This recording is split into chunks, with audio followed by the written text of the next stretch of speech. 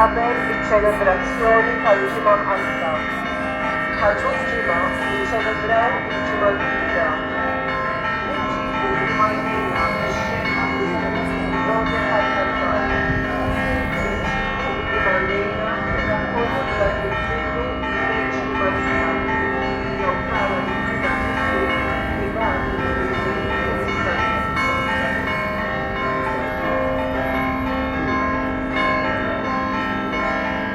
Bisem tal-Missier tal-Imen tal-Ispiritu Santu Amen.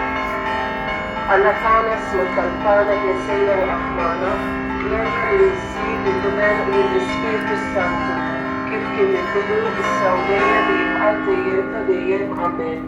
Marja Santissima, urina l-intjomna, għalik jisma' talb tagħna, Ġesu twilet għalina rrid ikun bniedem bħalna. O Ġesu tiegħi, aħfrilna dnubietna, ħarisna min-nar tal-infern, u l-ġenna l-irwieħ kollha wejn il-dawk l-aktar jinħtieġu l-ħnuna tiegħek. Nikkonsidraw nikkontemplaw fl-ewwel dulur il-preżentazzjoni ta' Ġesu fit-Tempju.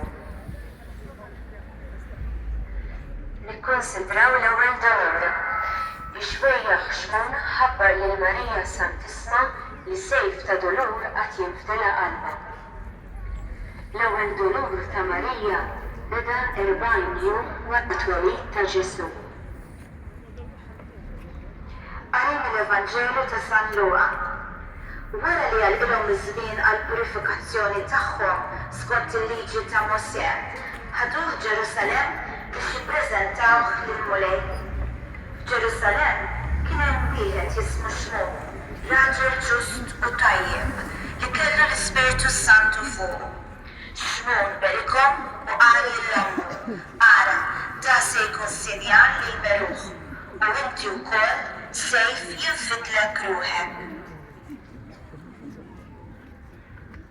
Il-kelma tal-Mulej jifliem il-Ġesu. U Marija nirrikmandawlek l-ummijien li tilfu l-eżiż tagħhom l-ommijiet li tilqu l-ispiċċa, l-ommijiet tal-agonizanti, l-ommijiet li qed jgħaddu ħajjithom fid-dmugħ u fil-tbalħiet.